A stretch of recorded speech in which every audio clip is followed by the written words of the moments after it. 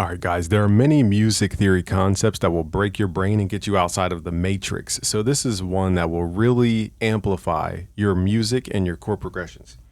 Here we have what's called the minor ninth. Let's take this up a notch and make a minor 11th. So I recommend you guys, if you ever feel stuck, try longer chord or bigger chord extensions. And think of a chord extension as two triads put together.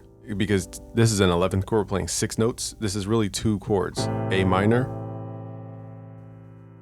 and then G major on top. When you combine these two, it creates an 11th chord. What happens if I change out?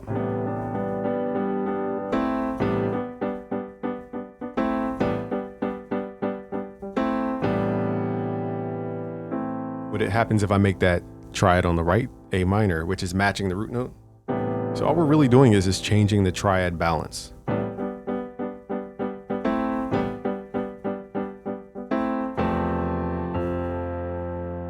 Okay, now we can switch it up. So now we have the triad in the right hand, but to make it simple when we're moving chords, we're not playing the entire triad in the left hand to avoid any clashing in the bass, but we technically could play FAC.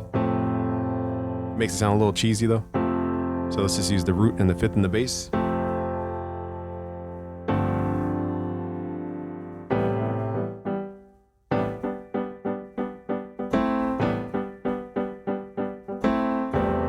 Okay, so I'm creating a chord progression just off the simple concept of thinking of it as 3 notes. So our minor triad, then we have on the right hand, G major. You'll learn in our music theory magic course, when you really break down a chord, how it's basically just stacking triads, and usually they are different triads. So for example, on the left side, we have minor, but in the right hand, you're going to play a major. Not mandatory, but that's how you get these chord extensions. So you're really playing a major and a minor chord once you get to the root of things. Now to accent it, we're just going.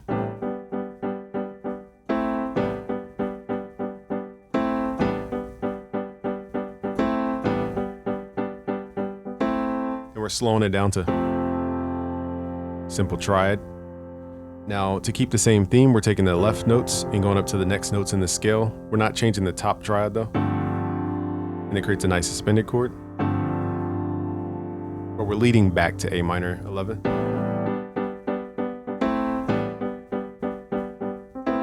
little hard to play this fast and look at the camera at the same time. So.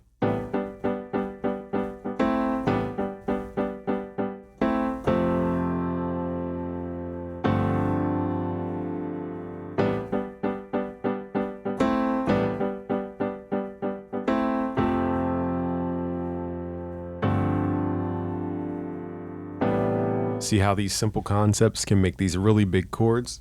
So to slow it down a little bit, what was it, F? We're playing the root note in the 5th in the left hand, playing the full triad on the right side. As we simply make this change, which I covered in my last video, basically just simply changing the bass notes, that will change out the chord type. This is, a concept in jazz theory as well, where the bass notes create the chord type. So instead of F, we're moving up to G, and this simple left-hand change from these 2 notes will change the entire chord definition. And now it feels like this huge chord because of that tension of that suspended chord.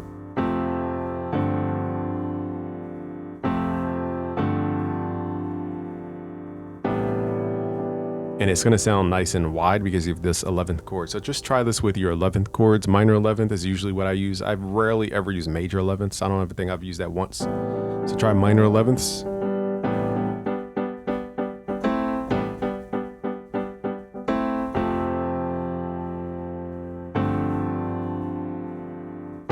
Let's see if we can fit in a dominant chord. I might be playing a little too fast, but let's try it.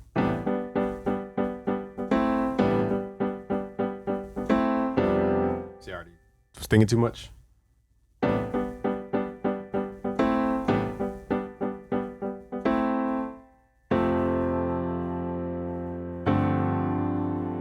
And here's where we can insert that dominant chord. So let's just hear what it sounds like. This is an experiment, but let's hear. So you have F, moving up to G, and now what we're going to do is insert another tense chord called the dominant chord, because we know that will resolve down to A minor 11th. Let's use the E minor, the E dominant ninth chord.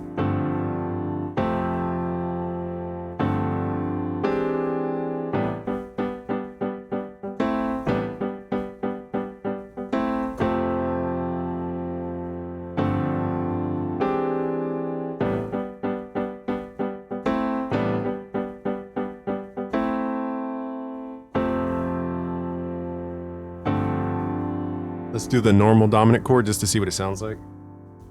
So we have F.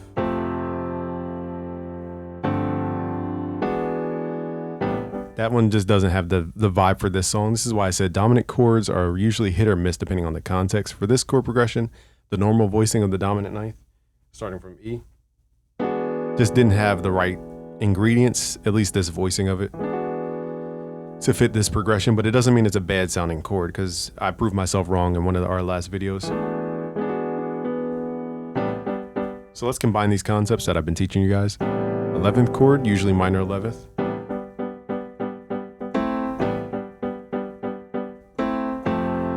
Now we're using the concept of changing this left hand bass. Now we're using what's called the dominant to tonic.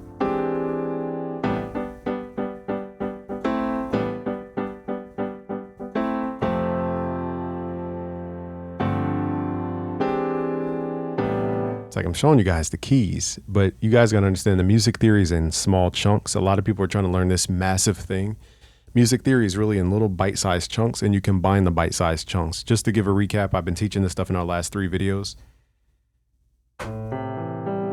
Here we have the 11th chord, in this case minor 11th.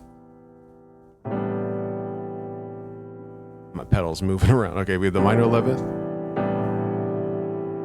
And then I told you guys we're just thinking of this as 2 separate triads. That's the concept for today. Thinking of it as triads, stacking. That's how we get that sound. Now we're moving into the concept of simply changing out the notes, moving them, usually notes in the scale. We're not changing the top triad, we're just changing that bass. Okay, and then I showed you guys how to introduce the dominant chord.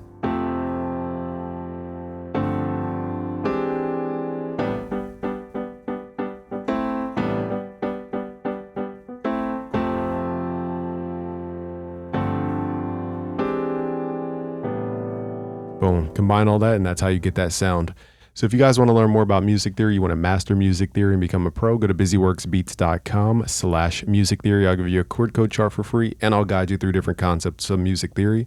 Not only to create chord progressions like this that sound very jazzy and great for R&B, but also I show you guys how to create melody from scratch. I'll give you guys a little.